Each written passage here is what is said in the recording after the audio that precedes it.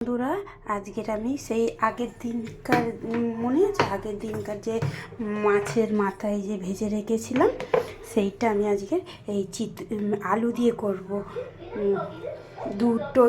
দুটো আলু দিয়েছি, দুটো আলু দেখো, দুটো মিডিয়াম সাইজের পেঁয়াজ, একটা বড় টমেটো, ধনেপাতা, 2 চামচ আদা রসুন বাটা, জিরে গুঁড়ো, কাশ্মীরি লঙ্কার গুঁড়ো, হলুদ গুঁড়ো, গরম মশলা, নুন, ঝাল লঙ্কার গুঁড়ো, চিনি।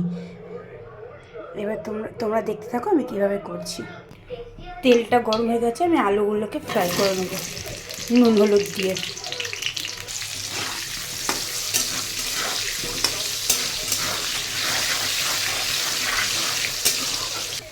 দেখো আলুগুলো লাল লাল ফ্রাই হয়ে গেছে, আর আমি তুলে নেব। ফোড়নে দেবো জিরে, তেজপাতা, শুকনো লঙ্কা। ফোড়নটা হয়ে গেলে পেঁয়াজগুলো দেবো। ফোড়নটা হয়ে গেছে, এবার আমি পেঁয়াজগুলো দেবো। পেঁয়াজগুলো একটু লাল লাল করে ভাজা হলে টমেটোটা দেবো। পেঁয়াজগুলো লাল লাল করে ভাজা হয়ে গেছে, এবার আমি টমেটোটা দেবো। টমেটো দিয়ে একটু নাড়বো, তারপরে আদা রসুনের পেস্টটা দেবো। আর মাছের মাথাটা আগের দিন ভাজা ছিল বলে এবার আজকে আমি ভাজবো না, ওই মাথাগুলো দিয়ে রান্না করবো।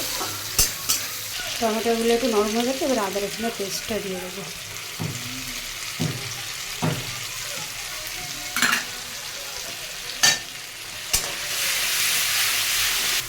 আদা রসুনটা দেখো ভাজা ভাজা হয়ে গেছে, তেল ছেড়ে দিয়েছে। এবার আমি মশলাগুলো দেবো। মশলাগুলো আমি আগের দিনই বলেছিলাম যে গরম মশলা আমি একসাথেই দিয়ে দিই, মশলা যখন ফ্রাই করি তখনই।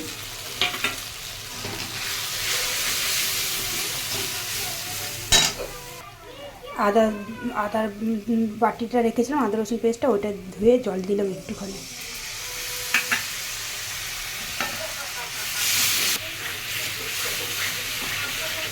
এই দেখো মশলা দিয়ে তেলটা ছেড়ে দিয়েছে, এবার আমি আলুগুলো দেবো, দিয়ে একটু নেড়ে ছেড়ে তারপরে জল দিয়ে দেবো। দিয়ে ফুটে গেলে তখন মাছের মাথাগুলো দিয়ে দেবো। এই দেখো হয়ে গেছে, এবার আমি জল দেবো। আগের দিনে মাথাগুলো আমি ভেঙে দিয়েছিলাম, কিন্তু আজকে মাথাগুলো ভাঙবো না, গোটা গোটাই রাখবো। আর একটু জল দেবো।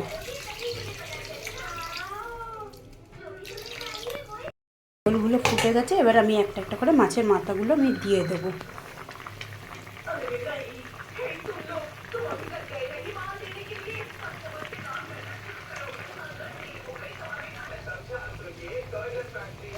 তিনখানা মারতে হবে, মানে গোটা তিনখানা, টুকরো করে 6 টুকরো। এবার এটা হোক আস্তে আস্তে। প্রায় হয়ে এসছে, আর একটুখানি ঝোলটা শুকাবে, তারপরে ধনেপাতাটা দিয়ে আমি নামিয়ে নেবো। দেখো বন্ধুরা হয়ে গেছে, এবার আমি এ দেখো আলু সেদ্ধ হয়ে গেছে, এবার আমি ধনেপাতা দিয়ে নামিয়ে দেবো।